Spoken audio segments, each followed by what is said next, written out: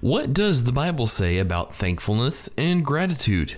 We're going to answer that question. Thankfulness is a prominent Bible theme. 1 Thessalonians says, "Be joyful always, pray continually, give thanks in all circumstances, for this is God's will for you in Christ Jesus." Did you catch that?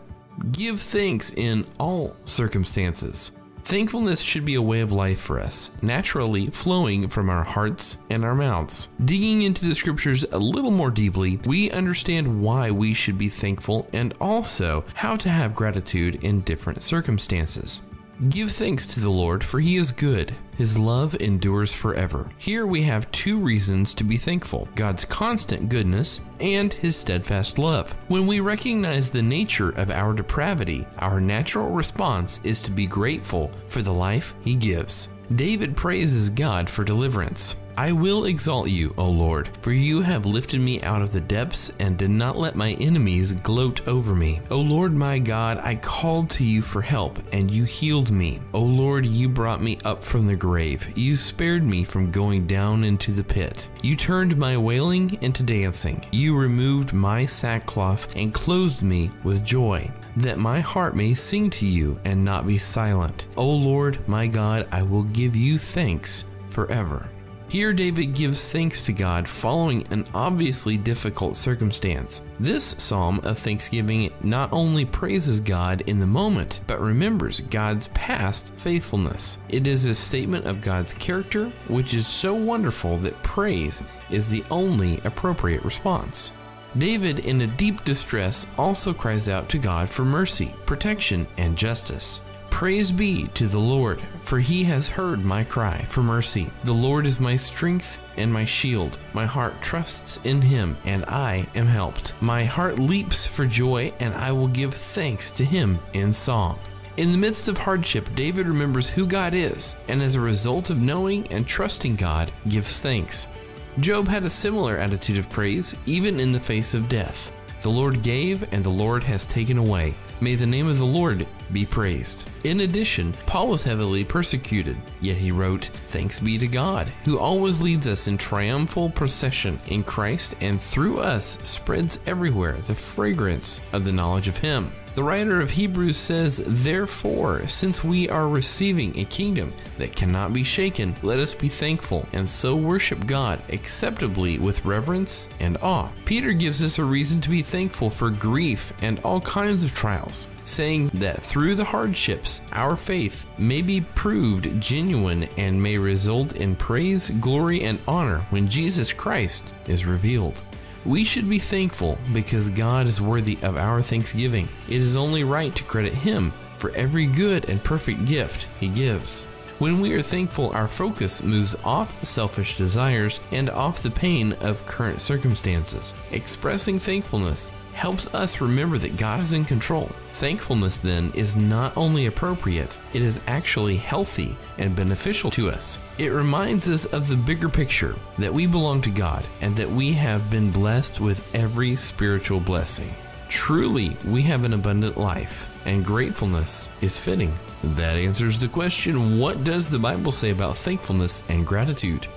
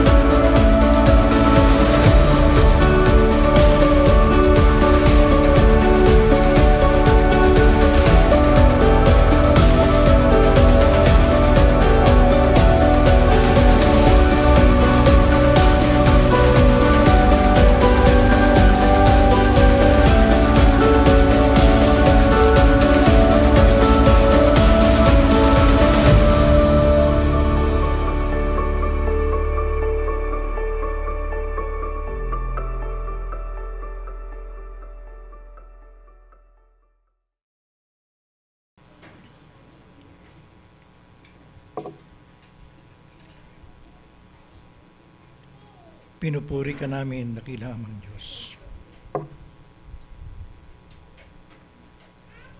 Sapagkat ang kagalakan mo, ang siyang kalakasan namin.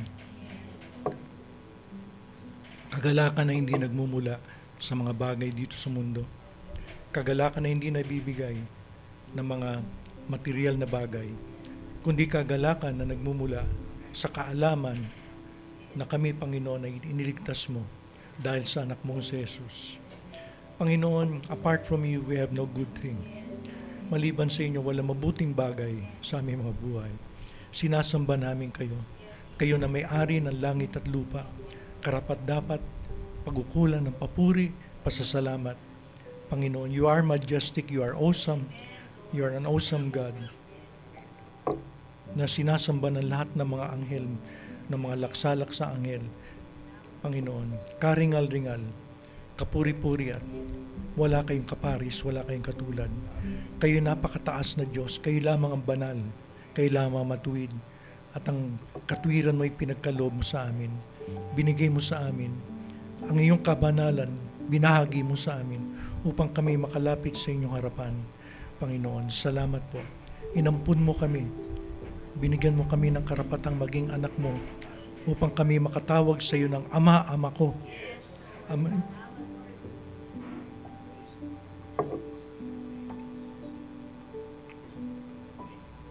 Salamat sa wala hanggang kabutihan mo po sa amin. Panginoon, bumabago ng aming buhay from glory to glory, Panginoon. From grace to grace, from faith to faith. Panginoon, marami pong salamat. At dalangin ko po, Amang Diyos, patuloy na ibaba mo po ako, Panginoon. Kayo makita, Panginoon, sa pangangaral na ito. Lord God, bigyan mo po ako ng kahusayan, Panginoon, na nagmumula sa inyo upang madala ko ang mensaheng ito, Panginoon, at makatagpo ang spiritual na pangangailangan ng bawat isa. Panginoon, kayo po mangusap, gamitin mo lamang po ako. Gamitin mo po akong instrumento ng banal mong Espiritu upang personal, Panginoon, na makatagpo mo ang bawat isa sa amin. For you are a personal God, Panginoon. Salamat po, Amang Diyos. At tunay nga, Panginoon, sa aming pakikinig, hayaan mo po na mabago patuloy ang aming mga buhay, maging kawangis kami ng anak mong si Jesus, sapagkat itong niloob mo sa aming buhay. Panginoon, marami pong salamat sa pagkakataon na mangaral sa pulpitong ito. Salamat po, Panginoon, sa pribilehiyo na tumayo at dalhin ang walang hanggang mga salita mo po. Panginoon, marami pong salamat at hindi pa man namin naririnig ang mga salita mo, kami mo'y nagpapasalamat dahil, Panginoon, binabago mo kami. Lord, dalangin po namin na huwag mahulog sa lupa ang mga salita mo po at tumimo ng malalim sa aming mga dalisay na puso. Panginoon, pagpalain mo ang pangangaral ng salita mo ngayong umaga. Ito'y maging buhay sapagkat ang salita mo ay espiritu at buhay. Panginoon, salamat po, Amang Diyos. At binabalik namin lahat, all the glory, all the praise, all the honor be unto you, O Lord God Almighty. Panginoon, salamat po sa pangalan ng aming Panginoon, tagapagligtas at manunubos, ang Panginoong Hesus. Ang lahat po ay magsabi ng Amen. Amen at pumalakpak.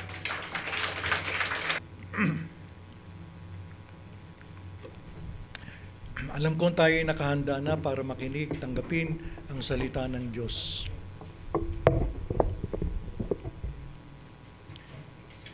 Ang nais kong daling mensahe ngayong umaga ay ang pagpapala o blessing na nakalaan sa iyo kapag kabilang ka sa church o iglesia ng Diyos na buhay. Sabihin natin, blessing. Marami sa atin gusto ng blessing, hindi ba? Pero gusto natin ng blessing, ayaw natin ng kondisyon. Ang blessing na nakalaan sa iyo kapag kabilang ka sa church o iglesia ng Diyos na buhay. Marami sa atin na binabaliwala o hindi binibigyan ng kahalagahan ang maging kabilang sa church o iglesia ng Diyos na buhay. Parang baliwala, parang okay lang, dadalo hindi. Pag nasumpungan natin na dumalo, dadalo tayo. Pero pag nasumpungan natin hindi, parang okay lang sa atin. Pero ano ba ang blessing na napapaloob kapag tayo ay kabilang sa iglesia ng Diyos? No? Nung nakaraang linggo, si Deacon Morris nag-preach yung the evidence of a true member of the body of Christ.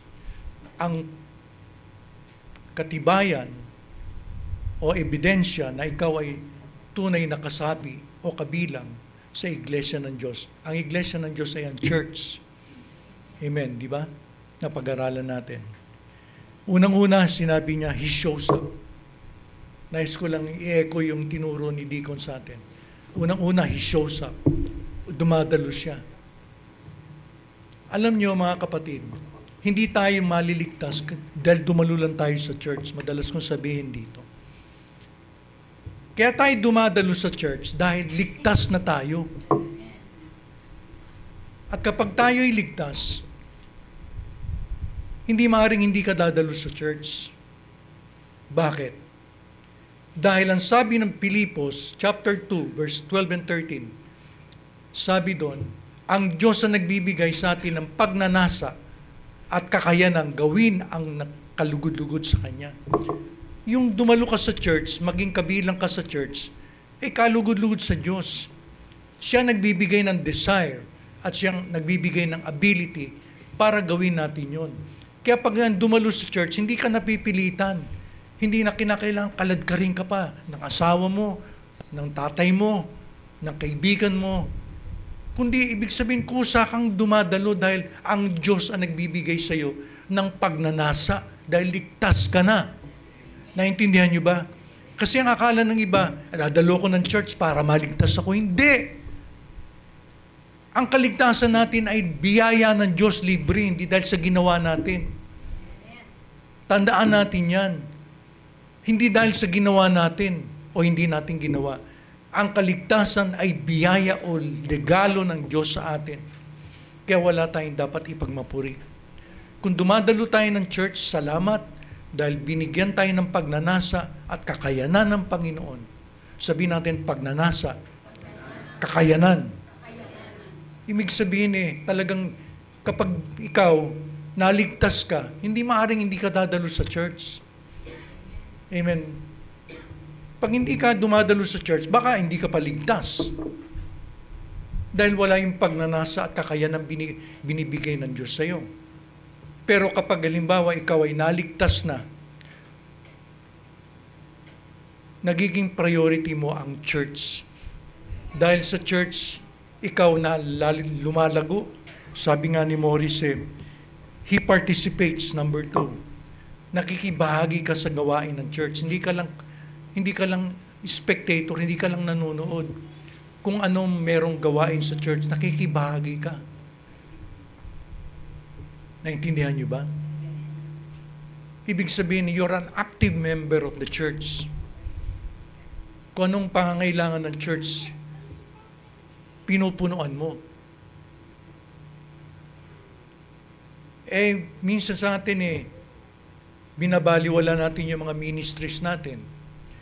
Porke taga-kamay lang tayo, porke taga-asir lang tayo, porke taga-bati lang tayo ng mga kapatid, akala natin hindi importante yun.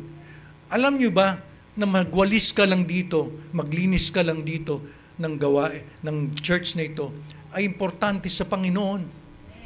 Walang maliit na bahagi sa gawain ng Panginoon. Amen ba? Pangatlo, He gives. Sumusuporta ka sa church.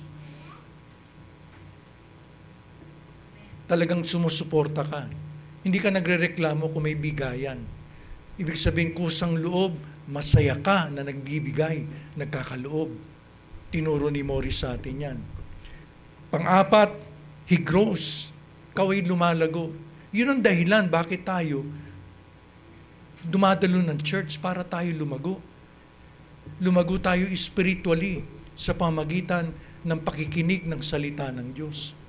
Yung salita ng Diyos parang tubig yan na dumidilig sa atin. Tingnan mo yung halaman, huwag mong diligan. Ano mangyayari? Malalanta, matutuyo. Kaya tayo dumadalo ng church, dinidiligan tayo ng salita ng Diyos. Yung naririnig natin na salita ng Diyos, Yun ang nagpapalago sa atin. Nagpapalago saan? Lalo tayo nagiging kawangis ng Panginoong Hesus. Lalo tayo nagiging kamukha ng Panginoong Hesus sa ating pag-uugali, sa ating pananalita, sa ating mga kinikilos. Amen? Kaya importante ang church sa buhay natin.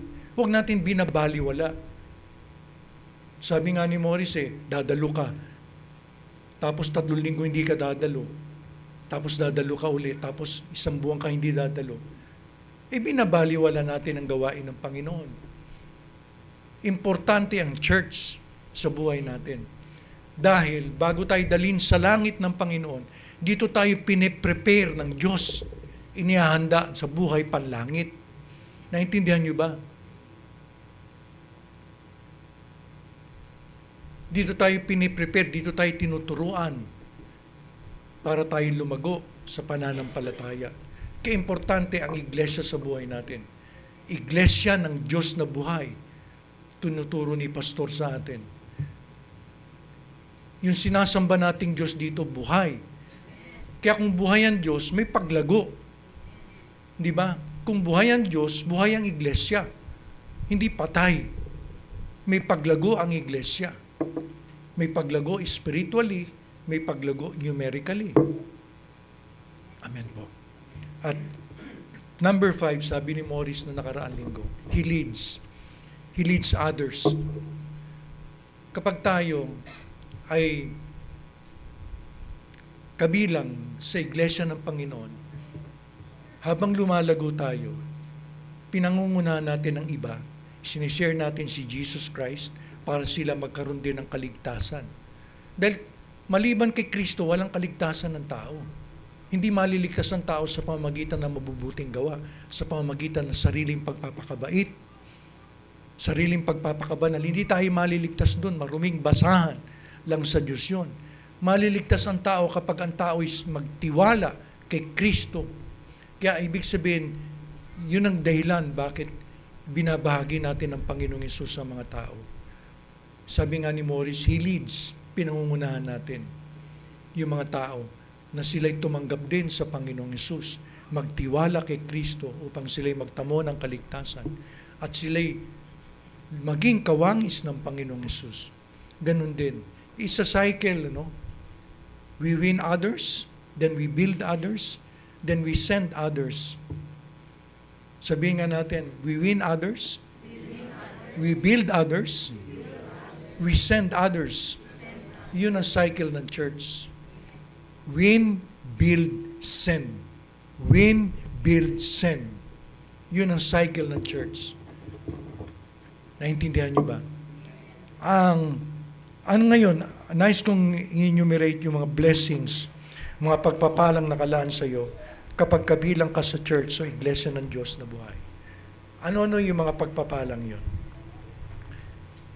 Nais kong talakayin ang 3 pagpapalang nakalaan sa iyo kapag kabilang ka sa church o iglesia ng Diyos na buhay.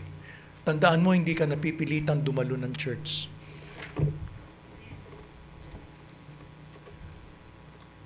Kaya kung napipilitan ka lang, di bali na, wag na. Kusang loob ang pagdalo sa church. Dahil hindi ka maliligtas dahil dumalo ka ng church. Kaya ka dumalo ng church, ulitin ko, dahil ligtas ka na. Yun ang katotohanan. Naligtas ka nung magtiwala ka kay Kristo. Nung maligtas ka, inilagay ka ng Panginoon sa church. Hindi ilalagay ka muna sa church bago ka maligtas. Kundi nagtiwala ka kay Kristo. Pagkatapos mong magtiwala kay Kristo, ilalagay ka ng Panginoon sa church. Amen ba? Amen ba? So maliwanag, nakakaliwanagan tayo. Baka may naniniwala pa sa inyo na dumalo ko ng church, maliligtas ako. Hindi. Kahit na araw-araw ka pa, kahit na ibig sabihin araw-araw kang dumalo dito, kung hindi ka magtitiwala kay Kristo, baliwala.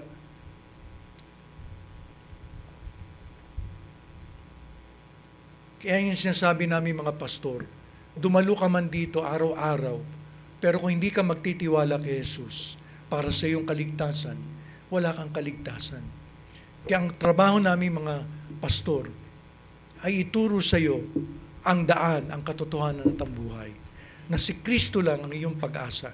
Wala nang iba. Magtiwala ka kay Jesus, maliligtas ka, at ikay magiging kabilang sa church ng Panginoon.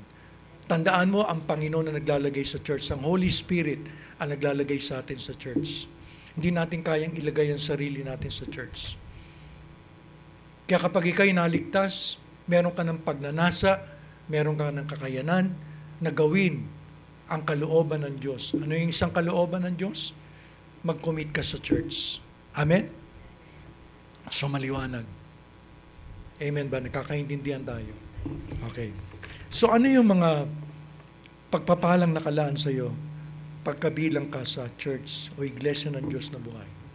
Number 1. Tatlo lang ito.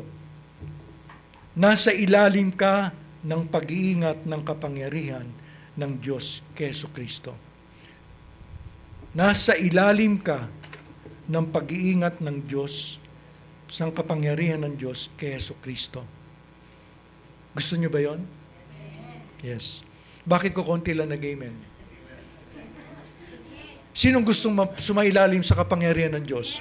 Yes, lahat tayo. Hina ng amen ninyo Parang ayaw nyong sumailalim sa kapangyarihan ng Diyos Parang hindi kayo sold out Hindi kayo naniniwala Pero para maniwala kayo, nais kong banggitin ang mga verses na ito. Sa unang Juan, chapter 5, verses 18 to 20, yung scripture reading na binasa ni Eliza kanina. Ang sabi dito, alam nating ang sino mang naging anak ng Diyos ay hindi na nagpapatuloy sa kasalanan sapagkat iniingatan siya ng anak ng Diyos at hindi siya maaring saktan o ibig sabihin kantiin ng dyablo. Alam natin, alam mo pag born again ka, kapag ligtas ka, number 1 na alam mo, hindi ka na nagpapatuloy sa kasalanan. Hindi naman sinabing hindi nagkakasala. May mga nagtuturo na kapag Christian ka, hindi ka na magkakasala. Kalokohan yun. Hindi ka na nagpapatuloy sa kasalanan. Yung mga paborito mong kasalanan, darating ang time, iiwanan mo. Dati ginagawa mo yung kasalanan na yun. Pero kapag ikaw ay anak ng Diyos, iniingatan ka ng Panginoong Hesus, kaya yung mga paborito mong kasalanan ginagawa, iniiwanan mo na. Katulad ng mga bata, dati maliit sila, nagja-jackstone. Pero nung lumaki sila, napag-iwanan nila yung pagja-jackstone, di ba? Ganon din tayo. Dumarating ang time, yung mga paborito nating kasalanan, sabihin natin paborito. Alam mo, mga Kristiyano may paboritong kasalanan Di ba? Pero dumarating ang time, iiwanan mo na. Hindi ka na magpapatuloy. Dahil nasa iyo ang binhi ng Diyos. Ang sabi sa Biblia, ang ipinanganak ng Diyos ay hindi na nagpapatuloy sa kasalanan. Dahil nasa iyo ang binhi ng Diyos. You have the seed of God. You have the nature of God in you. Kaya hindi ka na magpapatuloy sa kasalanan. Yun ang tunay na born again. Hindi born again. Hindi buwang again. Tunay na born again. Hindi na nagpapatuloy sa kasalanan.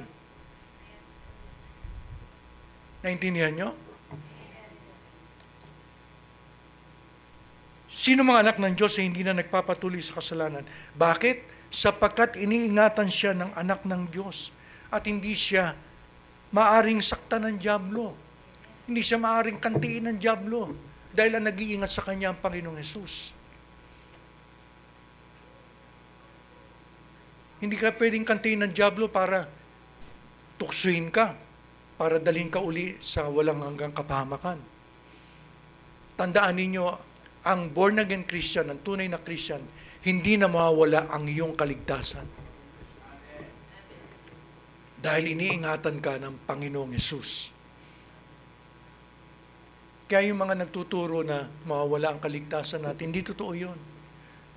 Hindi na mawawala. Once na naligtas ka, hindi na mawawala ang iyong kaligtasan.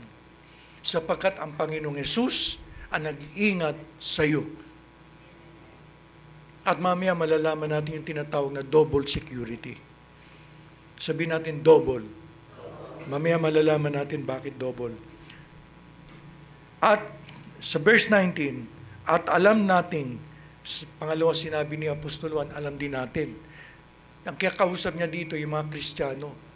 Alam ng Kristiyano na tayo mga anak ng Diyos at ang buong mundo ay nasa ilalim ng kapangyarihan ng Diablo. Itong mundong ito ay nasa ilalim ng kapangyarihan ng Diablo. Ang sabi ng Biblia, si Satanas o ang Diablo ay he's the God of this world. The God of this world system. Yung umiiral na patakaran dito sa mundo, ang Diyos niyan, ang Diablo. Kaya nga, ibig sabihin, sinabi dito ni Apostol Juan, may dalawang uri lang ng sistema dito sa mundo. Isa, yung sistema ng Diablo, at isa, yung iglesia ng Diyos. Sapagkat, at sa verse 19, at alam natin, tayo yung mga anak ng Diyos, tayo iglesia ng Diyos, yung mga anak ng Diyos ay nasa iglesia ng Diyos, tama? At ang buong mundo ay nasa ilalim ng kapangyarihan ng Diablo. Kapag wala ka sa ilalim ng kapangyarihan ng Diablo, nasa ilalim ka ng kapangyarihan ng Diyos. Maliwanag ba? Kaya nga iniingatan tayo ng kapangyarihan ng Diyos. Kapag tayo anak ng Diyos, hindi tayo nasa ilalim ng kapangyarihan ng Diablo.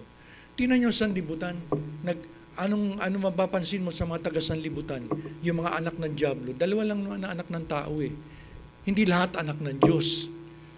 Ang sabi ng Biblia, kung hindi ka anak ng Diyos, anak ka ng demonyo. Yun ang katotohanan.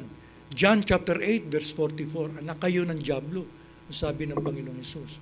Kapag hindi mo tinanggap si Kristo na maging Panginoon at hindi ka naging anak ng Diyos, sad to say, anak ka ng Diablo.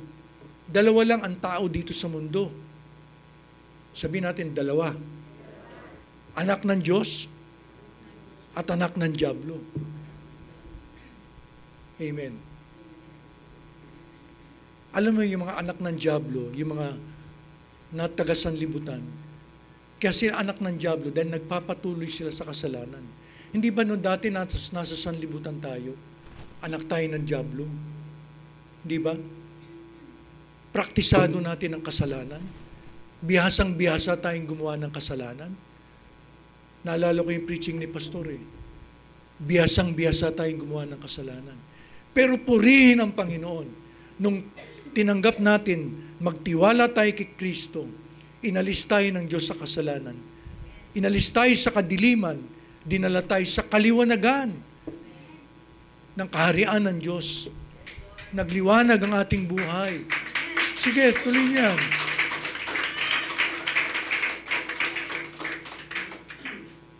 Kaya hindi na tayo bihasang gumawa ng kasalanan. Namumuhi na tayo sa kasalanan. Ayaw na nating gumawa ng kasalanan. Alam mo, kapag na-born again ka, ayaw mo nang gumawa ng kasalanan. Gusto mo nang sumunod sa Diyos. Yun ang katotohanan. Dahil tinanggap mo ang nature ng Panginoon. Tinanggap mo ang binhi ng Diyos. Kaya ayaw mo nang gumawa ng kasalanan. Kundi gusto mo nang sumunod sa Diyos. Amen? Hindi ka na pinipilit para sumunod sa Diyos. Kusang loob na susunod ka sa Diyos. Iba yung pinipilit dun sa susunod kang kusa. Amen po ba? At sabi sa verse 20, alam din natin ang anak ng Diyos ay pumarito sa mundo. Di ba, naging tao si Kristo. At binigyan niya tayo ng pangunawa upang makilala natin ang tunay na Diyos. Dati hindi natin kilala ang Diyos. Kung sino-sino ang Diyos natin. Diyos natin ang pera, Diyos natin ang mga tao, Diyos natin yung mga girlfriend natin, yung mga asawa natin, Diyos natin yung mga gamit, Diyos natin yung mga alahas, Diyos natin yung mga bagay-bagay dito sa mundo, ginagawa nating Diyos. Alam mo, pag sinasabing ginagawa mong Diyos, ibinibigay mo yung devotion mo, binibigay mo yung security mo, yun ang security mo. Yun ang Diyos mo eh. Kaya kapag Diyos mo, security mo. Pero nung makilala natin ang Diyos, Binigyan tayo ng pangunawa ni Kristo na nakilala natin ang tunay na Diyos. Yung Ama sa langit ang tunay na Diyos. Amen po ba? Alam din natin, ang mga Kristiyano, alam din natin, ang anak ng Diyos ay pumarito sa mundo at binigyan tayo ng pangunawa upang makilala ang tunay na Diyos. So nakilala natin ang tunay na Diyos, hindi Diyos-Diyosan. Hindi na tayo sumasamba sa mga rebulto dahil alam natin na walang buhay yun. Di ba? Ang Diyos ay Espiritu at katotohanan. Kaya nakita niyo, wala tayong rebulto dito. Ang mga Kristiyano hindi na sumasamba sa rebulto dahil ang Diyos ay Espiritu. Nakilala natin ang tunay na Diyos. At tayo nga ay nakikisa sa tunay na Diyos sa pamamagitan ng kanyang anak na si Jesucristo. Nung makilala natin ang Diyos, tayo ay nagkaroon ng relasyon sa Diyos. Ang hinahanap ng Diyos ay relasyon, hindi relihiyon. Relasyon ang hinahanap ng Panginoon. Nakikisa tayo sa tunay na Diyos. Alam mo, maraming relihiyon dito sa mundo. May mga Muslim, may mga Buddhist, kung ano pa. Pero alam niyo ba, ang tunay na, para ang tao ay tunay na magkaroon ng relasyon sa Diyos, kailangan makilala niya si Kristo. At kapag nakilala niya si Kristo, makikilala niya ang Ama. Dahil hindi tayo makapunta sa Ama, kundi sa pamamagitan ni Kristo. Si Kristo ang daan, ang katotohanan at ang buhay. Walang makakapunta sa Ama, kundi sa pamamagitan niya. Kaya ngayon ang tunay na pagsamba, makikilala mo lang ang tunay na Diyos sa pamamagitan ni Jesucristo. Dahil si Jesucristo at ang Ama ay iisa. Hindi iisang persona, magkaiba silang persona. Pero iisa silang Diyos. Naintindihan nyo ba? Hindi maintindihan ng ibang religion yun eh. Sabi nila 1 plus 1 equals 2, 1 plus 1 plus 1 plus 1 equals 3. Hindi nila maintindihan. Dahil kapag sinamba mo si Kristo, sinamba mo rin ang Amang Diyos sa langit. Kapag si Kristo binigyan mong galang ang Ama sa langit. Kung anong gawin mo kay Kristo, ginawa mo sa Ama. Tandaan ninyo yan. Kung anong ginawa mo kay Kristo, ginawa mo sa Ama. Amen. Kaya kung sinamba mo si Kristo, sinamba mo ang Amang Diyos sa langit. Dahil si Kristo at ang Ama ay iisa. Siya ang tunay na Diyos at ang pinagmumulan ng buhay na walang hanggan. Siya ang tunay na Diyos, wala nang iba. Baka may ibang Diyos-Diyosan pa tayo. Wala na. Si Kristo lamang ang tunay na Diyos at pinagmulan ng buhay na walang hanggan. Kaya ang sabi ko, kapag ang tao walang relasyon kay Kristo, wala siyang buhay na walang hanggan. Maski na pumasok pa siya kung kani-kaninong reliyon dito sa mundo, hindi siya maliligtas dahil ang kaligtasan, ang pangalan lamang ni Jesucristo ang binigay sa silong ng langit, na sukat ay kaligtas ng tao. Maliban kay Kristo, wala tayong kaligtasan. Amen po ba? So, diretsang sinasabi ko po, maliban kay Kristo, wala tayong kaligtasan. Ngayon, dumako tayo dun sa double security. Anong ibig sabihin ng double security? Sinabi sa Juan, Kapitulo 10, talatang 28 hanggang 30. Sabi dito ng Panginoong Hesus, ang konteksto nito ay tungkol sa mga tupa. Ang tupa ay ang kawan ng Panginoon. Pag sinabing tupa, yun ang iglesia ng Panginoon. The sheep is the church of God. Sabi sa John chapter 10. Ang sabi sa verse 28, binibigyan ko sila ng buhay na walang hanggan. Sabi ni Jesus. Si Jesus ang nagbibigay ng buhay na walang hanggan. Kailanman hindi sila mapapahamak. Hanggang kailan hindi tayo mapapahamak? Hanggang 1,000 taon? Pagkatapos ng 1,000 taon, mapapahamak na tayo. Hanggang 1,000,000 taon, pero pagkatapos ng 1,000,000 taon, mapapahamak tayo. Hindi. Kailanmay hindi sila mapapahamak. At hindi sila maagaw sa akin ni numan. May makakaagaw ba sa atin sa kamay ni Jesus? Ni ang sarili natin, hindi natin pwedeng tanggalin sa kamay ng Panginoon eh.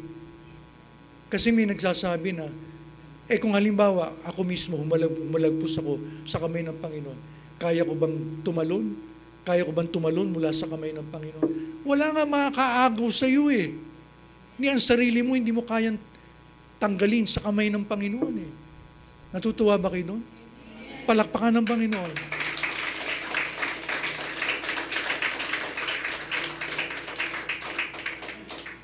Amen. Walang makakaagaw sa akin, ninuman. Kapag ikaw ay na kay Kristo, wala nang aagaw sa iyo. Walang kapangyarihan sa langit, sa lupa, sa ilalim ng lupa, na pwedeng umagaw sa iyo. Dahil hawak-hawak ka ng Panginoon. Hawak-hawak ka ng Panginoon. At hindi lang yon, hindi lang si Kristo may hawak sa iyo. Sa verse 29, ang aking Ama na siyang nagbigay sa kanila sa akin, ay lalong dakila sa lahat. At hindi sila maaagaw ninuman sa aking Ama. Imagine mo, double security. Hawak ka ni Kristo, hawak ka pa ng Ama. Sino pa makakaagaw sa iyo? Meron pa ba? Kaya kapag hawak ka ni Kristo, hawak ka ng Ama.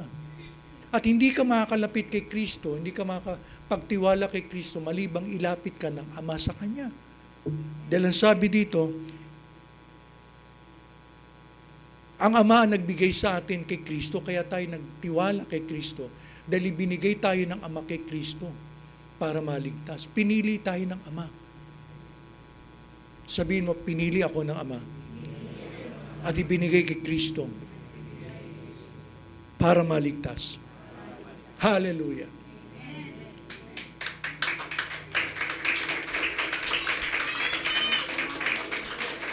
Sino ba tayo para piliin ng Amang Diyos? Puro tayo kapalpakan eh. Puro tayo kabulastugan. Puro tayo kalokohan. Pero nung nagtiwala tayo kay Kristo, dahil inilapit tayo ng Ama kay Kristo, binigyan tayo ng buhay na wala hanggan. Ganong kadakila ang pag-ibig ng Diyos sa atin. Tandaan ninyo, hindi tayo makakalapit kay Kristo, malibang ilapit tayo ng Amang Diyos kay Kristo. Akala ninyo kaya ng tao na lumapit sa kanyang sarili kay Kristo? Man is depraved. Walang kakayanan ng tao na lumapit kay Kristo. Maliban na ilapit ka ng Ama, hindi ka makakalapit kay Kristo para magtiwala. Kaya salamat sa Amang Diyos, minahal tayo ng Diyos. Inilapit tayo sa kanyang anak para magkaroon ng kaligtasan. Hindi ba kayo natutuwang malaman yon? Minahal tayo ng Ama sa kabila ng kakulangan natin, sa kabila ng karumihan natin, para tayong mga alibugang anak. Purihin ang Diyos. At hindi sila maagaw ni naman sa aking Ama. Ako at ang Ama ay iisa. Kaya walang makakaagaw sa atin sa kapangyarihan ng Diyos. Yun ang number 1 na pagpapala sa atin. Kapag tayo ay tupa, kapag tayo ay iglesia ng Diyos na buhay, walang makakaagaw sa atin. Ni ang sarili natin, hindi tayo pwedeng tumalon sa kamay ng Ama at ni Jesus. Hindi natin kayang alisin ang ating sarili para mawala ang kaligtasan natin. Walang makakaagaw sa akin kahit na sino. Amen. Kaya ang ating kaligtasan ay secured. Meron tayong eternal security. Meron tayong eternal security. Magkakaroon ka ng kapayapaan sa iyong puso na ikaw ay habang panahon, habang buhay, ligtas ka na. Amen. Purihin ng Diyos. Ikalawa, una, nasa ilalim tayo ng kapangyarihan ng Diyos. Pangalawa, ano ang pagpapalang nakalaan sa iyo kapag ikaw ay kabilang sa iglesia ng Diyos na buhay? Pangalawa, nasa ilalim ka ng pag-iingat ng mga anghel ng Diyos. Nasa ilalim ka ng pag-iingat ng mga anghel ng Diyos na inutusan niya para ikaw ay tulungan. Isip-isipin mo, ang mga anghel ng Diyos pinadadala niya para tayo tulungan. Ang mga anak lang ng Diyos. Pag hindi ka anak ng Diyos, wala kang ministry of angels. hindi ka tutulungan ng mga anghel. Pero pag ikaw ay anak ng Diyos, ikaw ay kabilang sa iglesia ng Panginoon, tinutulungan ka ng mga anghel ng Diyos. Amen. Ang sabi sa Hebreo chapter 1 verse 14, kung ganon, ang mga anghel ay mga spiritong naglilingkod lang sa Diyos at sinusugo niya upang tumulong sa mga taong tatanggap ng kaligtasan. So, ibig sabihin, sinusugo ng Diyos ang kanyang mga anghel upang tulungan ng mga taong tatanggap ng kaligtasan. Actually tumanggap na tayo ng kaligtasan nung magtiwala tayo kay Kristo Pero sinasabi ditong tatanggap ng kaligtasan, ibig sabihin yung ganap na kaligtasan pag bumalik uli ang Panginoong Hesus sa rapture. Alam niyo ba yung rapture? Na ang Diyos kukunin tayo sa alapaa, papalitan ng mga katawan natin. Dahil hindi pwedeng pumasok sa langit yung katawang ito. Makasalanan ng katawan natin. Kaya papalitan ng Diyos ang katawan natin ng niluwalhating katawan, ng katulad ng katawan ni Kristo nung nabuhay siya mula sa mga patay. Papalitan ng Diyos yung katawan natin. At tayo tataas, kukunin tayo ng Panginoon. Yun ang sinasabing ganap na kaligtasan. Inuutusan lang ng Diyos ang kanyang mga anghel doon sa mga tatanggap ng kaligtasan. Tayo'y ligtas na, pero hindi pa ganap ang kaligtasan natin. Maganap lang ang ating kaligtasan pagbabalik ng Panginoong Hesus. Kaya yun ang ating blessed hope. Yun ang pagpapalang inaasahan natin. Nakunin tayo ng Panginoon dito sa makasalanang mundong ito. Dito sa magulong lupang ito. Na tayo kunin ng Panginoon. At makakasama niya ng walang hanggan. Hindi ba kayo natutuwa doon? Na meron tayong eternal destiny. Meron tayong maluwalhating kahinatnan. Kaya kung ikaw, ang pag-asa mo lang ay nasa buhay nito, kawawa ka. Sabi nga sa Biblia, kung ang pag-asa mo lang ay sa buhay na ito, kawawa ka. Dahil wala kang inaasahan. Pero kapag ang inaasahan mo ay si Kristo, na kunin tayo, makasama natin siya magpawalang hanggan, ikaw ay mapalad. Amen.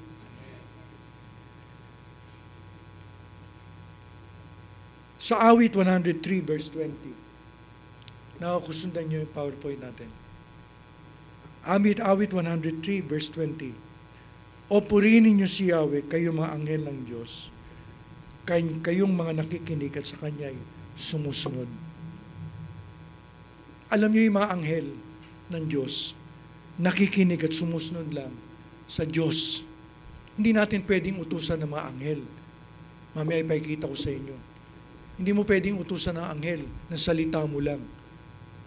Susunod na anghel, kapag sinabi mo yung salita ng Diyos, nakikinig lang ang anghel, sumusunod lang ang anghel kapag sinabi mo yung salita ng Diyos.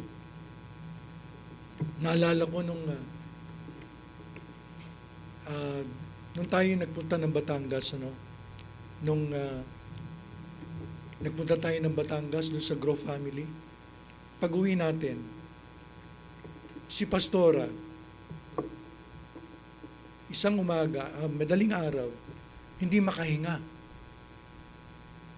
Parang kinakapos ng paghinga. Si Pastora.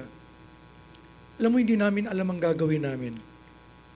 Natakot na ako Dahil yung talagang hinahabol niya yung hininga niya. Nabigla ako noon kung nangyari kay Pastora.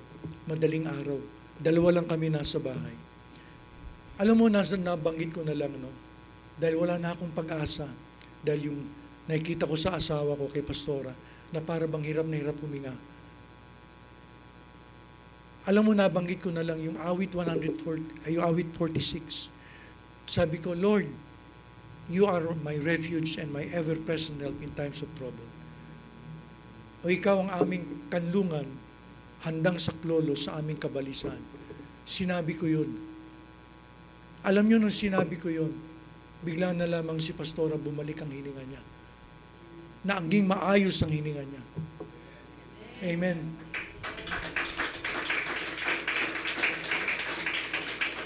Hindi ko ginamit yung sarili kong salita. Ginamit ko yung salita ng Diyos. At alam ko, nagpadala ang Diyos na maanghel. Inayos yung paghinga ni Pastora. Dahil narinig niya yung salita niya. Narinig ng maanghel yung salita ng Diyos. Tandaan ninyo, ang mga anghel, nakikinig lang at sumusunod sa salita ng Diyos. Yun ang sabi sa awit 103, verse 20. Kaya ako'y nagpapasalamat sa Panginoon sa maraming himalang ginawa sa buhay namin. Salamat. Binigyan niya ng bagong buhay ang asawa ko. Tunay nga pa, ang Diyos ang ating kublihan, handang saklolo sa oras ng kabalisahan. Handang saklolo sa oras ng kabalisahan. Nababalisa ka ba? Tumawag ka sa Diyos. Padadala niya maanghel sa iyo. Kaya, alam nyo, nagpupuri ako sa Panginoon, nagpapasalamat ako kay Lord sa ginawa sa asawa ko. Sabi ko, Panginoon, maraming salamat po. Binigyan mong buhay muli ang asawa ko. Dahil wala na akong pag-asa eh. Dahil hindi siya makahinga eh. Hinahabol niya ang hininga niya eh. Pero nung binanggit ko ang salita ng Diyos, Lord, ikaw ang aming kublihan, ikaw ang handang saklolo sa aming kabalisan. Biglang nagbago yung nagbago yung lagay ng asawa ko. Naging maayos ang hininga niya. Di ba, Pastora? Wala na akong ibang pangahawakan eh. Wala na akong ibang kakapitan eh. Kundi ang salita ng Diyos. Yes. Kaya mahalaga sa atin na tayo merong memory verse. Meron tayong binubulay-bulay na salita ng Diyos. Sa oras ng pangangailangan, pwede mong sambitin ang salita ng Diyos. Pwede mong ibalik sa Diyos ang kanyang mga salita. Paano kung wala ka memory verse? Kikilos ba ang Panginoon niya? Ganun ka lang. Kaya importante yung memory verse. Meron tayong memory verse. Meron tayong alam sa salita ng Diyos na ibabalik sa Panginoon sa oras ng kagipitan, sa oras ng pangangailangan. Amen po ba? Kaya doon ko nakita talaga ang kapangyarihan ng Diyos. Gaano karaming anghel ang pinadadala niya? Amen. Laksa-laksa anghel. Kaya kami ni Pastora, bago kami matulog, sinasambit namin, Panginoon, salamat po sa laksa-laksa anghel na nakapalibot sa amin. Binabantayan kami. Binabantayan ang aming tahanan. Binabantayan ang aming pintuan, ang aming gate, ang tangke ng gas, ang dingding at poste ng semento. Lord, salamat po, Panginoon. Binabantayan ninyo ang aming komunidad, ang bawat pamilya sa aming community. Ingatan niyo po, Panginoon.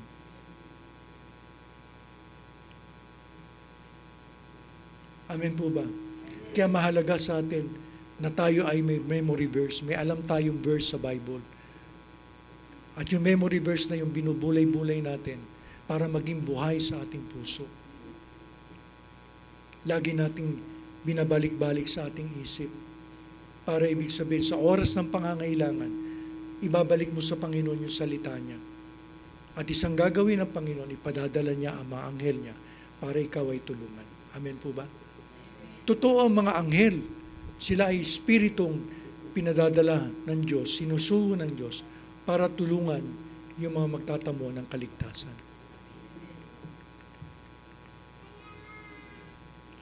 Sa chapter 1, verse 51, gusto ko itong verse na ito.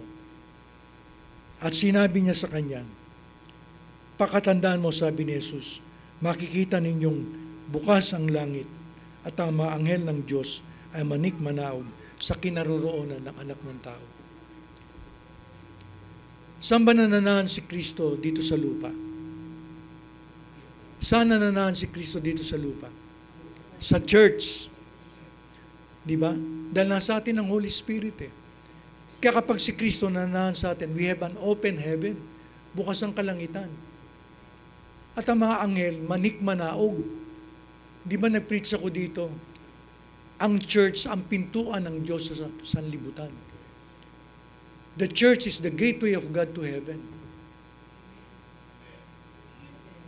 Kaya pag gate ang church, manik manaog ang mga anghel para mag-minister sa atin. Kaya lang, inalisan natin ang trabaho mga anghel eh. Hindi natin binibigyan ng trabaho eh. Nakuha niyo ba sinabi ko? Ang mga anghel manik manaog dito sa lupa, sa kinaroroonan ng Panginoong Yesus. Kaya lang, hindi natin binibigyan ng trabaho ang mga anghel. Bakit hindi natin sinasabi ang salita ng Diyos? Para tayo tulungan. Dahil ang tandaan natin, ang mga anghel, nakikinig lang at sumusunod sa salita ng Diyos. Amen ba? Sa awit 91, verses 11 to 12, gustong-gusto ko yung patuto ni baby kanina. Sabi dito, sapagkat uutusan ng Diyos ang kanyang mga anghel. Hindi sinabing ang anghel, ang kanyang mga anghel. Gaano karaming anghel ang inutusan ng Diyos? Laksa-laksa anghel. Uutusan ng Diyos ang kanyang mga anghel na ingatan ka saan ka man magpunta. Saan ka man magpunta? Saan ka pupunta? Pwede mong hingin. Alam mo, itong mali natin eh. Hindi natin pwedeng utusan na anghel. Ang pwede lang mag-utos sa anghel, ang Diyos. Di ba? Sapagkat uutusan ng Diyos, sabi dito, sa awit 91, uutusan ng Diyos ang kanya mga anghel, na ingatan ka saan ka man magpunta. Ang pwede natin gawin, ay hingin natin sa Diyos na ipadala niya anghel at ingatan tayo. Noong nag-flight sila Morris, papuntang Bohol, papuntang Boracay, hinihingi namin sa Diyos, Panginoon, charge forth myriads of your angels to accompany them, Lord God, ang kanilang flight. Hinihingi namin na samahan sila, hinihingi namin sa Diyos na samahan sila ng mga anghel. Kapag si pastora lumalabas ng bahay, bumibili sa labas, lagi kong sinasabi, Panginoon, padalan mo po ng anghel ang aking asawa, na bantayan siya at ilayo siya sa mga aksidente. Alam mo, may kapitbahay kami, yung kanilang aso pinakawalan eh. Ilang beses na pinakawalan eh. Si pastora, planong kagatin. Pero purihin ng Diyos, iniingatan ng Panginoon, aking asawa. Saan ka man pumunta? Dahil sabi dito, saan ka man magpunta? Pumunta ka man sa palengke, pumunta ka man sa trabaho, pumunta ka man sa CR. Ako pag nagsi-CR ako, Panginoon, padala niyo po yung mga anghel na hindi ako madulas sa semento. Amen po ba? Amen. Sinasabi ko yon. Pag ako nasa CR, Panginoon, ipadala mo pa mga anghel mo na hindi ako madulas sa semento. Hindi tumama ang ulo ko, hindi ako mapilayan. Kahit saan ka man magpunta, kahit matulog ka sa bahay,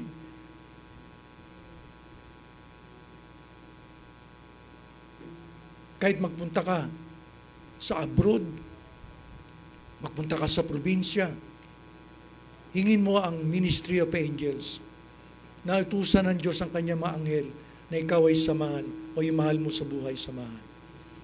Mahalaga yun, mga kapatid.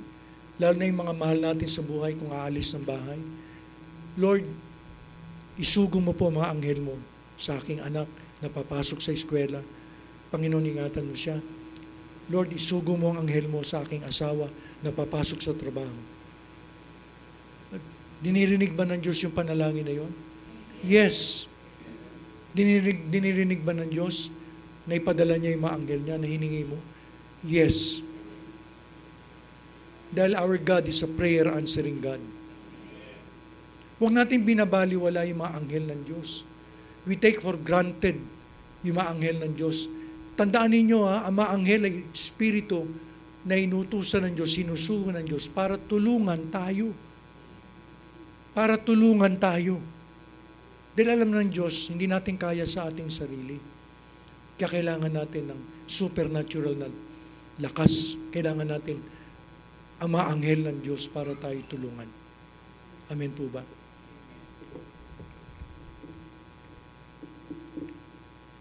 So, nadalo ko tayo sa ikatlo. So una, natutunan natin nasa ilalim tayo ng kapangyarihan ng Diyos. Pangalawa, nasa ilalim tayo ng pag-iingat ng Diyos.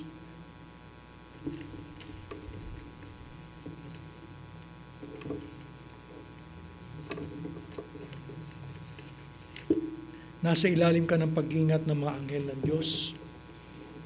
And number 3, and the last one, nasa ilalim ka ng pag-iingat ng bisa ng dugo ng Diyos na tumubos sa iyo. Alam niyo ba na ang dugo ni Kristo ay mabisa? Makapangyarihan, the blood of Christ. Sabi dito sa mga Gawa chapter 20 verse 28, ingatan ninyo ang inyong sarili at ang buong kawan. Yung kawan church yun. Sapagkat sila'y inilagay ng Espiritu Santo sa inyong pag-iingat. Pangalagaan ninyong iglesia ng Diyos na kanyang tinubos sa pamamagitan ng dugo ng kanyang anak. Tinubos sa pamamagitan ng dugo ng kanyang anak, ang iglesia. Kaya kapag ikaw ay membro ng church, kabilang ka sa church, ikaw ay tinubos sa pamamagitan ng dugo ng anak si Jesus Christ. Hindi ba sa Old Testament, sa Exodus, ang Israel ay naalipin sa Ehipto ng 430 years. Pero, nung sila'y pinalaya, paano sila pinalaya ng Diyos? Sa pagkakaalipin sa Ehipto, sa pamamagitan ng dugo ng kordero o yung maliit na tupa o kambing na kinatay nila at ipinahid sa hamba ng kanilang pinto. Sa pamamagitan ng dugo ng kordero, sila'y pinalaya ng Diyos. Pinalaya sila sa kahatulan. Amen. Pinatawad sila ng Diyos sa kanilang kasalanan. Tinubos sila ng Diyos. Ganon din tayo sa bagong tipan. Ang tumubos sa atin ay ang dugo ni Kristo. Yun ang tumubos sa atin mula sa kahatulan, mula sa kaparusahan ng ating kasalanan, mula sa mga bagay na gawa ng dyablo sa ating buhay. Tinubos tayo doon. Kaya iniingatan tayo, nasa ilalim ka ng pag-ingat ng bisa ng dugo ng Diyos. Si Kristo ay Diyos. Iningatan tayo sa pamagitan ng kanyang dugo. Sa Hebreo 12 verse 24, sabi dito, lumapit kayo kay Jesus, ang tagapamagitan ng bagong tipan. Ang dugo niyang dumanak ay may pangako na mas mabubuting bagay kaysa sa'y sinisigaw ng dugo ni Abel. Alam niyo yung dugo may buhay. Sabihin natin ang dugo ay may buhay. Nakita niyo ang dugo sumisigaw. Si Abel kahit patay na, yung dugo niya nabubuo sa lupa, sumisigaw sa langit. Anong sinisigaw ng dugo ni Abel? Sinisigaw ng dugo ni Abel katarungan, kahatulan. Dahil pinatay siya ni Cain eh. Pero ang dugo ni Kristo, sabi nga, mas mabuting bagay ang pangako ng Diyos sa atin, ang tipan. Ang dugo ni Kristo sumisigaw. Sumisigaw ng kapatawaran, katubusan. Sumisigaw ng kaligtasan sa ating lahat. Kaya kapag sinasabi natin ng Panginoon, balutan mo ng dugo ang aking sambahayan. Ibig sabihin yung dugong yun, ibig sabihin sumisigaw yun, na kung may kahatulan mang lalapit sa tahanan mo, sasabihin ng dugo, oy, hindi nahatulan yan dahil binayaran ko na. Binayaran ko sa aking dugo. Yung tahanang yan. Sumisigaw ang dugo. Kapag sinabi mo, Panginoon, sinasamo ko ang banal na dugo ng Panginoon Hesus sa aking anak, sa aking pamilya, o Panginoon sa akin. Ibig sabihin, yung dugo ni Kristo, sumisigaw yun. Sumisigaw ng kagalingan. Sumisigaw ng kabutihan. Sumisigaw ng kapatawaran. Sumisigaw ng kaligtasan. Kaya kami ni Pastora, bago kami matulog sa gabi, isinasamo namin ang banal na dugo ng Panginoong Yesus sa aming tahanan.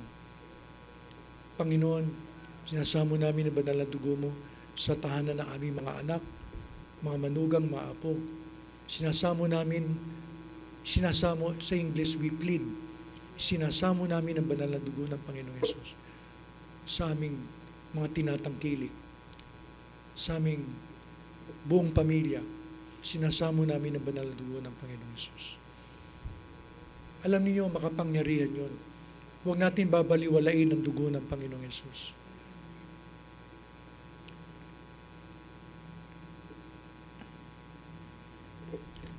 Sabi sa Pahayag, chapter 12, verse 11, nagtagumpay ang mga ito laban sa dyablo sa pamamagitan ng dugo ng kordero. Saan nagtagumpay? Sa pamamagitan ng dugo ng kordero na pagtagumpayan ng dyablo. At ng kanilang pagsaksi sa katotohanan, sapagkat hindi nila pinanghinayangan ang kanilang buhay. Alam niyo, maipatotoo ko po, noong 2008, sino nakakaalala kay Tatay Francisco, yung nakatira dito sa Tatay Francisco, yung isang matanda, sa may Di Manuel nakatira. Yung pamilya niya, ang asawa niya, Sister Norma, di ba? Tapos yung anak nila si Jomer, tsaka si Eric. Si Jomer may asawa. Yung asawa niya, si Maricel. Si Maricel, na asawa ni Jomer, inalihan ng demonyo.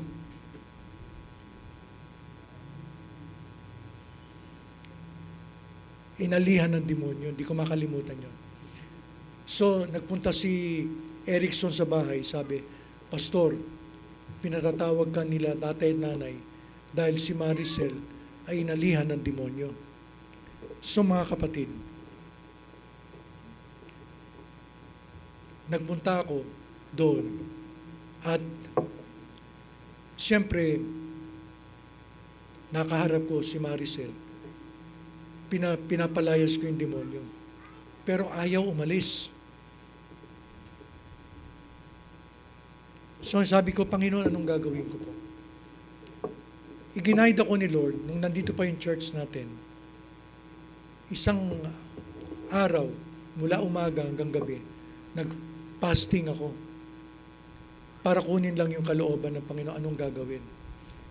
Tapos nung nag-fasting ako, sabi ng Panginoon, pumunta kayo dun sa bahay at umawit kayo ng This is Holy Ground. Yun lang ang bilin ng Panginoon. Umawit kayo ng This is Holy Ground. Sayang wala si Sister Helen dito eh. Kasama namin si Sister Helen nun. No? Si Kuya Ruben kasama din namin. Si Brother Diego, kilala niyo si Brother Diego, di ba? Pastor, Brother Diego. Yung gumagawa dyan sa... yung gumawa ng bahay ng Kalapate. So nakasama namin ng gabi. Gabi kami nagpunta doon sa bahay nila Maricel. Nung una, sabi ko, bago maggawain, sige, umawit muna tayo ng This is Holy Ground. Ayun ang sabi ng Panginoon, umawit kami. Inawit namin yung This is Holy Ground. Alam nyo, mga kapatid, nung umaawit kami ng This is Holy Ground, biglang si Maricel nagwala. Ang lakas-lakas, nagwawala. Ibig sabihin nagwala yung demonyo sa loob niya. Hindi siya mapigilan. Ilan ang mahawak sa kanya? Hindi mapigilan. Pero alam niyo mga kapatid, nung una, ang dami naming nagre-review. Doon ko na intindihan na kapag may mga ganon, huwag yung lahat-lahat magre-review. Dahil ang gulo-gulo. Ang gulo. Lahat nagre-review. Sabi ko sa mga kapatiran, isa na lang ang magre-review. Maki-agree na lang kayo. Ako na lang magre-review dito. So pumayag yung mga kapatid. Alam niyo mga kapatid, nung nireview ko, tinayuan ko yung dugo ng Panginoong Yesus kay Maricel. Hindi lang yung pangalan ni Yesus. Sabi ko, sa dugo ni Kristo na tumubos sa amin. Inuutusan kita, demonyo ka, na lumaya sa babaeng ito. Alam niyo, pagkasabi ko noon, biglang nanghina si Maricel. Pagkatapos sabing ganyan ni Maricel, aalis na kami. Ang dami palang demonyo doon sa kanya na nananahan. Aalis na kami. Kaya pagkatapos nung umalis ang demonyo, pinatanggap namin si Maricel kay Kristo. Nagtiwala siya sa Panginoong Hesus. Kaya doon ko nakita, sabi nga dito, napagtagumpayan nila sa pamagitan ng dugo ng kordero ang demonyo. Amen. Kaya that is a living witness na kapag sinambit mo, ayaw ng demonyo marinig ang dugo ng Panginoong Hesus. Dahil nawawala na tayo sa kahatulan. Di ba? Dahil ang dugo ni Kristo luminis sa ating mga kasalanan. Wala nang hold ng demonyo sa atin. Kaya galit na galit ang demonyo sa dugo ni Kristo. Dahil ang dugo ni Kristo ang tumubos sa atin mula sa kaparusahan. And demonyo ang dala niya kahatulan kaparusahan. Kaya nung binanggit ko ang dugo ng Panginoong Hesus, lumayas yung demonyo kay Maricel from that time on. Purihin ang Panginoon.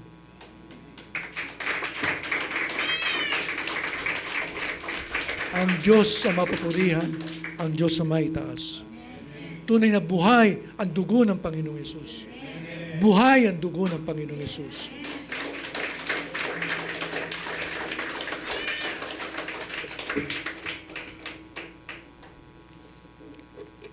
At alam niyo, isang pangyayari sa Joshua chapter 2 verse 8 at 15, may nangyari sa lumang tipan.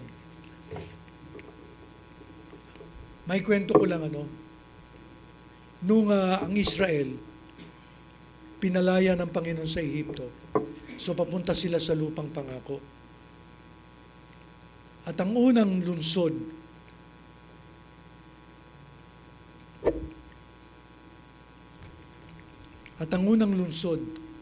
na kailangan sakupin nila ay ang Jericho. Sabihin natin Jericho. Ang Jericho, yun ang pinakamatibay na lungsod noong time na yon. Yung mga pader nun, 12 to 15 feet ang lapad. Tapos 20 feet ang taas.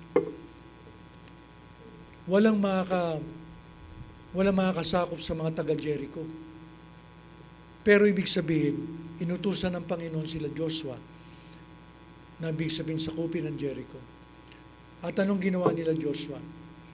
Bago nila sakupin ng Jericho, nagpadala si Joshua ng espiya, 2 espiya. Sino nakakalam ng kwentong yan? Nagpadala si Joshua ng 2 espiya. At yung 2 espiyang yun, nung nagpunta ng Jericho, na-meet nila yung isang prostitute, yung babaeng nagbebenta ng panandaliang aliw, na ang pangalan ay Rahab. Si Rahab, itinago niya yung mga espiya para hindi mahuli ng mga taga-Jericho.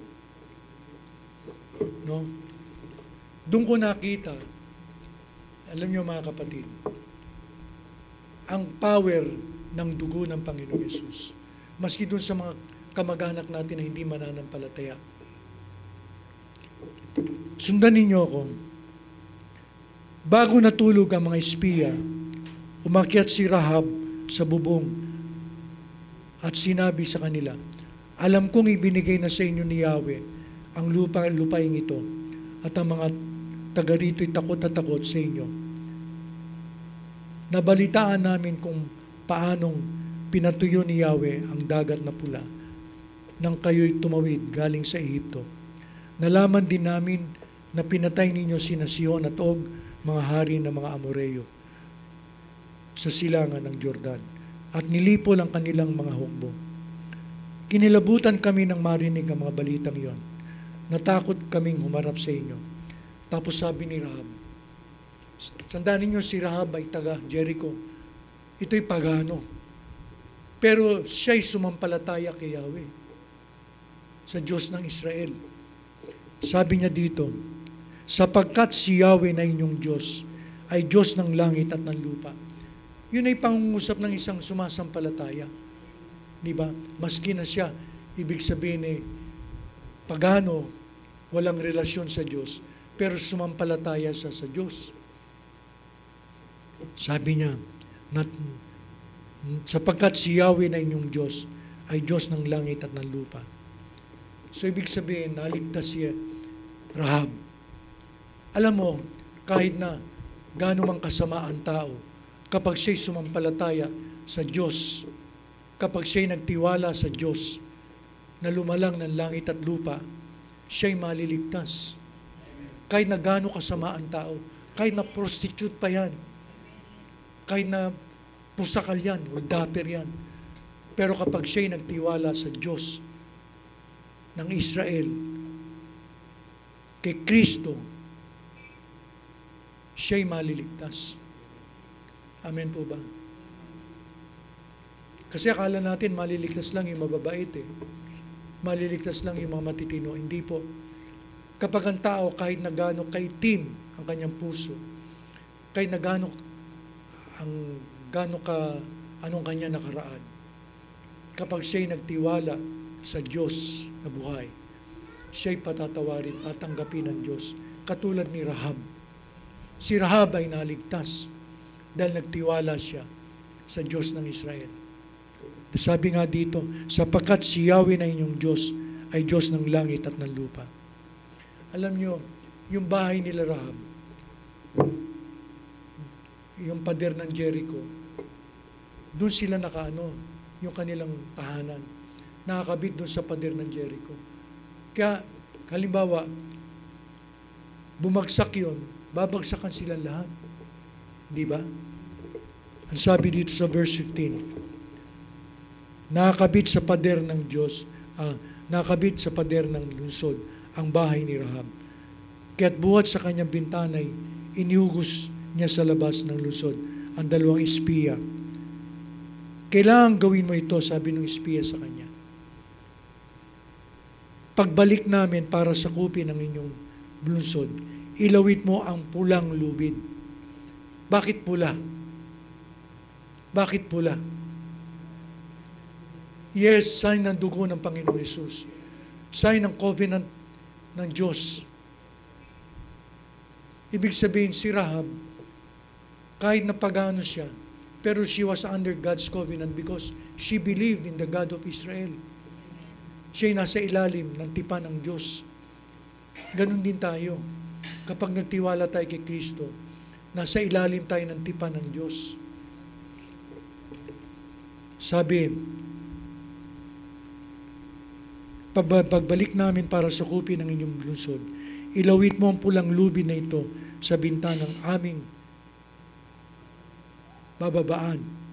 Tipunin mo sa iyong bahay ang iyong ama at ina, ang iyong mga kapatid at ang buong angkan ng iyong ama. Hindi naman mananampalataya yung mga kamag-anak niya. Di ba? Ang mananampalataya lang si Rahab. Pero tingnan niyo nangyari. Sa Joshua chapter 6, verse 20-23. Di ba ang ginawa nila Joshua? Ang inutos ng Diyos sa kanila. 6 na araw, lalakad sila, magmamarcha sila ng 1 beses. Paikot dun sa Jericho. Na tahimik lang. Tapos yung mga trumpeta lang, iniihipan ng mga Levita yung mga trumpeta. No? Tapos sa ikapitong araw, 7 beses silang iikot doon sa lungsod. At pagkatapos nilang ikutan ng 7 beses yung lungsod, sisigaw sila. Kasama yung mga trumpeta at lahat ng lipi ng Israel, sisigaw. At babagsak yung pader ng Jericho. Alam niyo ang pamamaraan ng Diyos iba sa pamamaraan natin. Ang sabi nga ng Panginoon, sapagkat ang inyong kaisipan ay iba sa kaisipan ko. Di ba? Saan ka man nakakita ng humiyaw lang, bumagsak yung pader? Kaya nung bumagsak yung pader ng Jericho, ano nangyari kila Rahab? Sabi sa Joshua chapter 6, verse 20-23, Isipin ninyo, ang bahay nila Rahab, nandun lang mismo, nakakabit sa pader ng Jericho.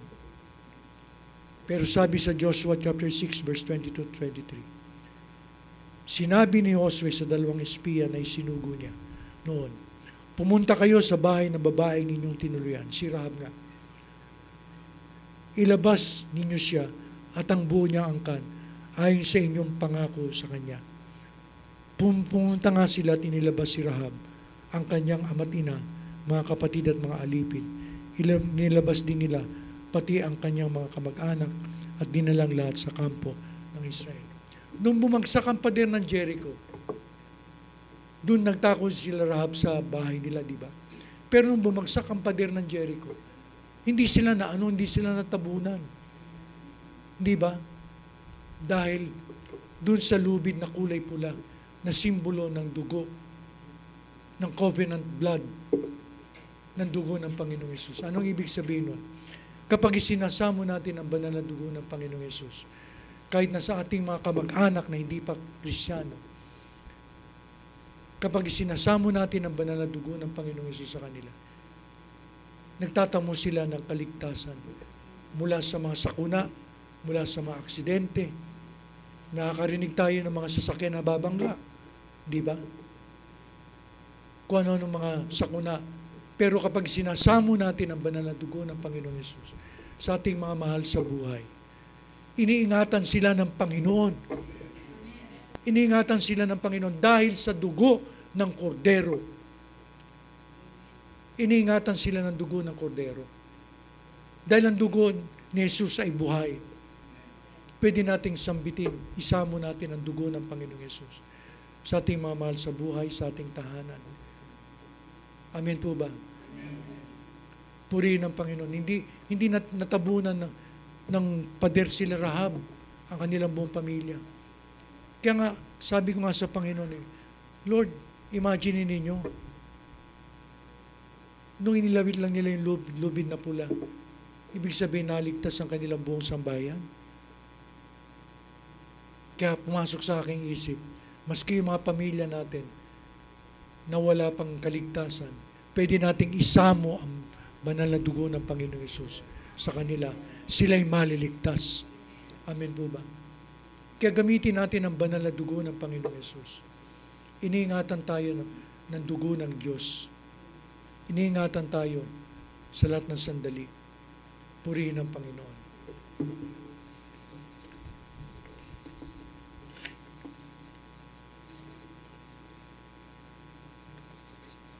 Ngayon, anong epekto sa buhay mo kapag malaman mo ang tatlong blessing na ito?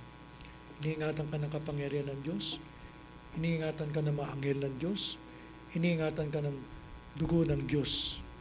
Anong epekto sa buhay mo kapag nalaman mo ang tatlong blessing na ito? Number 1, sasambahin mo ang Diyos ng tunay. Sasambahin mo ang Diyos. Ibibigay mo ang papuri sa Kanya, pagluluwalhati. Dahil napakabuti ng Diyos sa iyo. Amen po. Sasambahin mo ang Diyos. Pangalawa, magpapasalamat ka sa Diyos dahil sa Kanyang kabutihan na iligtas ka. Pangatlo, magkakaroon ka ng kapayapaan. Mapayapa ka dahil alam mo na ibig sabihin nasa iyo ang pag-iingat ng Panginoon, nasa iyo ang pag-iingat ng mga anghel ng Diyos, nasa iyo ang pag-iingat ng dugo ng Panginoong Yesus. Magkakaroon ka ng kapayapaan sa isip at puso mo. Pang-apat, magkakaroon ka ng kapahingahan. Hindi ka masyadong stressed. Hindi ka masyadong nagwo-worry. Napapahingang isipan mo, puso mo. Dahil alam mo na, ang Diyos ay tapat sa Kanyang pangako. Ang Diyos na nag-iingat sa iyo. Ang Diyos ay pinadadala niya mga anghel para ikaw ay samahan. At ang banal na dugo ng Panginoong Yesus ang nag-iingat sa iyo. Panlima, nagkakaroon ka ng kagalakan sa iyong puso. Nagagalak ka dahil sa iyong relasyon sa Diyos. Nagagalak ka dahil sa ginagawa ng Panginoon sa iyong buhay. Nagagalak ka dahil iniingatan ka ng Panginoon sa lahat ng sandali. Pang-anim, nagkakaroon ka ng kasiguruhan, assurance. Assurance ng kabutihan ng Panginoon. Naingatan ka.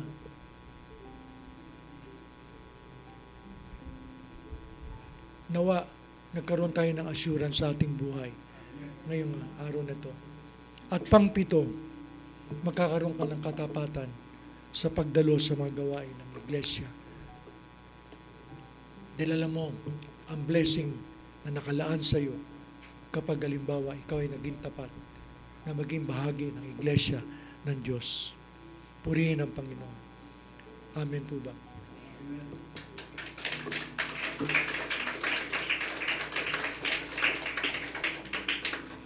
Awi tayo. Morris.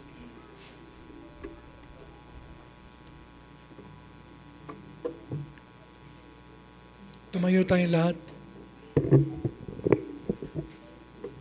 Tinatawag ko si Morris.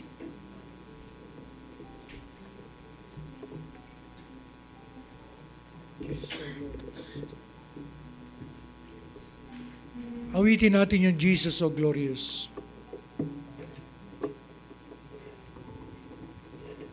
Salamat sa Diyos sa kanyang pribilehiyo na tayo nasa iglesia ng Panginoon, na kanyang kinakalinga, na kanyang pinagpapala, na kanyang inililigtas. Amen.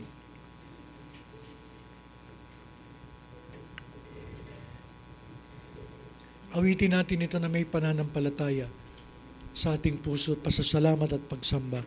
Jesus, O glorious.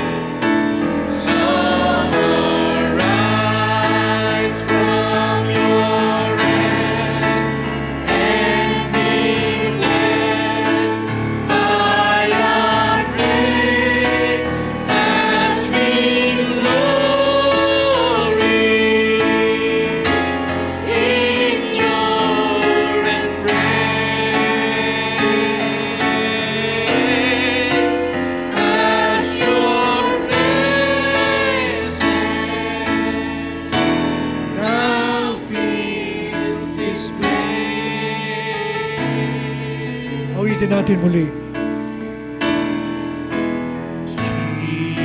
Jesus, oh glorious, creating us a temple, goldless living stones, where you're enthroned.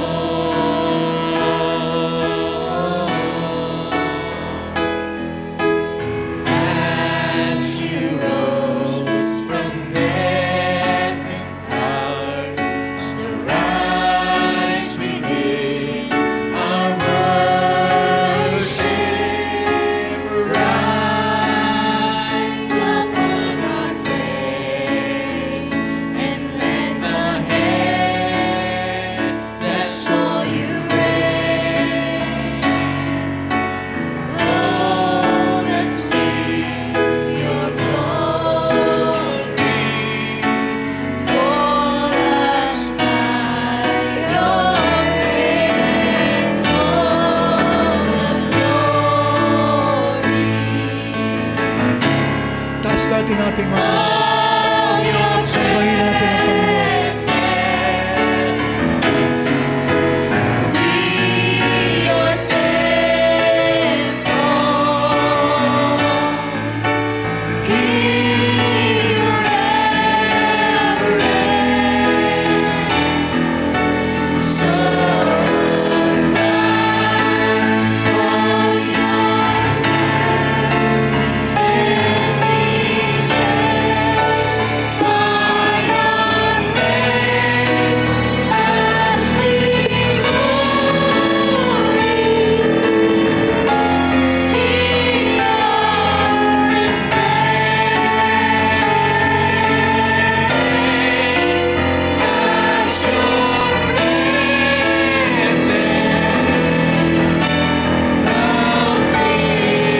this place.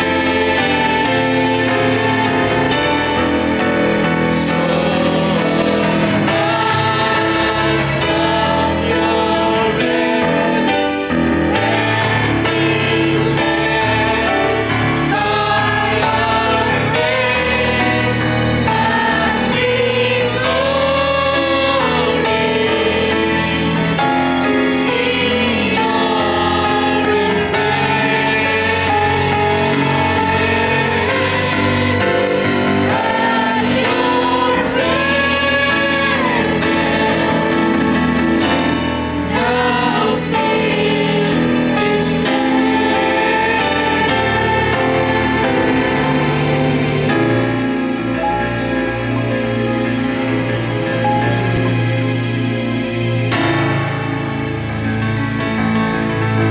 Bigay natin ang papuri sa Panginoon. Hallelujah.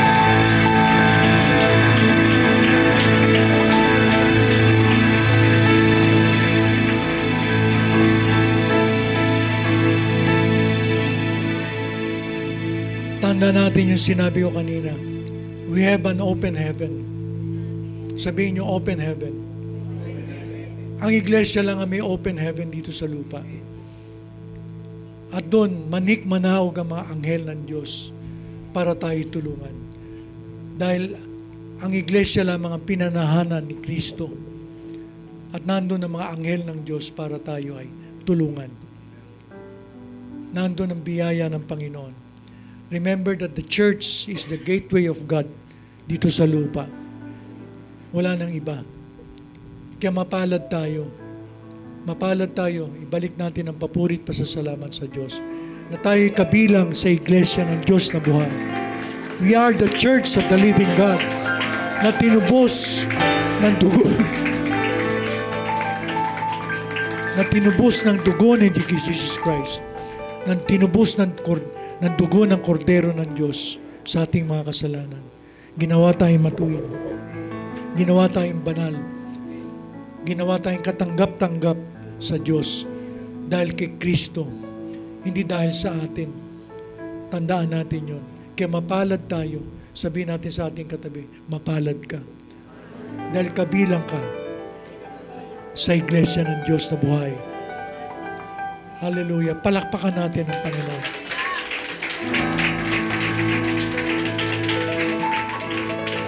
Tayo mga kaupo na.